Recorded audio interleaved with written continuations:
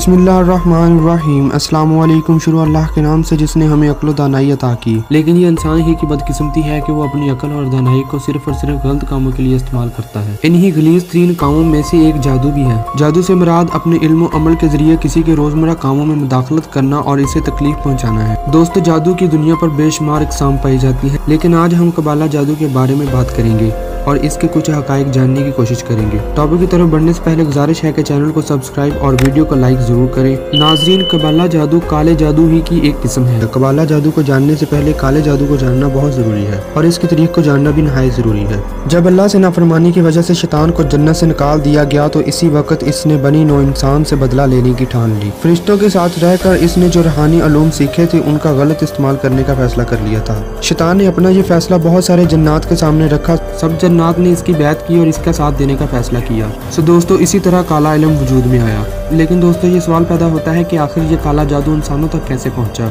हजरत आदम अलैहिस्सलाम का बेटा हजरत शीस अलैहिस्सलाम और हजरत शीस अलैहिस्सलाम का बड़ा बेटा दयाला था, जो एक हसद करने वाला शख्स था। अपने भाइयों से हसद की वजह से वो अल्लाह की रहमत से महरूम हो गया। यही मौका था जब शैतान ने अपनी चाल चलने का फैसला किया। इसी मौके का फायदा उठाते हुए शैतान ने दयाला को भटकाया और ताकत का लालच दिया। ताकत के नशे में दयाला शैतान की बातें मानने लगा और इसी तरह इंसान अपना नुकसान खुद ही कर बैठा। जब कोई इंसान काला इल्म करना चाहता है तो वो खास इल्म और अमल से शैतान से मुलाकात करता है। फिर शैतान उसे मुख्तलिफ तरह के गुनाह करने को कहता है, जिसमें ज़िना, गलाजत खाना, सालों तक ना नहाना वगैरह शामिल हैं। अब हम वापस अपने टॉपिक की तरफ चलते हैं और बात करते हैं कबाला जादू आखिर क्या है। जादू की दुनिया में कबाला जादू को सबसे खतरनाक माना जाता है। यह आमतौर पर किसी के दिमाग को कंट्रोल करने, दौलत हासिल करने या शोहरत हासिल करने के लिए इस्तेमाल किया जाता है। जादू के बारे में अल्लाह ताला कुरान मजीद में फरमाते हैं, इसी तरह इनसे पहले लोगों के पास जो पैगंबर आता वो इसको जादूगर या दीवाना कहते। काले जादू की दुनिया में मिस्र की कौम सबसे आगे थी। ये लोग कबाला जादू में भी बहुत महारत रखते थे। इस जादू में माहिर अशखास शयातीन से बात करते थे और इनसे कामयाबी के नए नए गुर सीखते थे। शयातीन इन्हें ऐसे ऐसे राज बताते थे कि जिनसे ये लोग नई नई इजादात किया करते थे और इन अशिया से फ़ायदा उठाते थे। दोस्तों, अगर हम आज के दौर की बात करें तो बहुत सारी इजादात हो चुकी हैं जो हमें हैरान और परेशान कर देती हैं।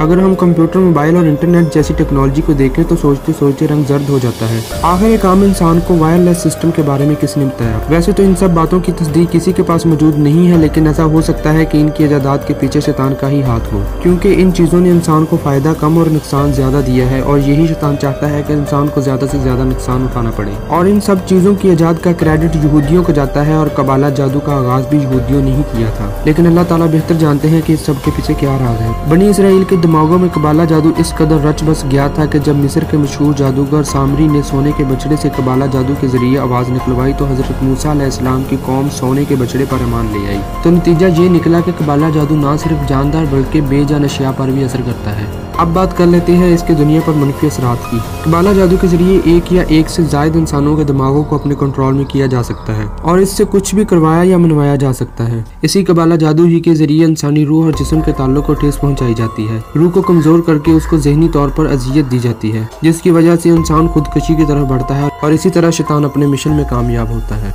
अगर हम इस पर तफसील से बात करना चाहें तो दुनिया में हजारों मिसालें मौजूद हैं। वो बेटियां जो सर से दुपट्टा नहीं उतारा करती थीं, उन्हीं की औलादें बेहयाई के अड्डे चला रही हैं। आज के दौर में तकरीबन नंगी औरतें बड़े फख्र से चल रही होती हैं और अपने इस गुनाह को मॉडर्न होने का नाम देती हैं। मैं अक्सर सोचा करता था कि सोशल मीडिया पर आने वाली बेहया मुसलमान औरतों को क्या अपने गुनाह की खबर नहीं है? क्या उन्होंने कुरान नहीं पढ़ा?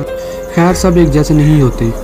आज भी कुछ हया और पर्दादार लोग मौजूद हैं, लेकिन ज़्यादातर लोग बेहयाई की तरफ जा चुके हैं।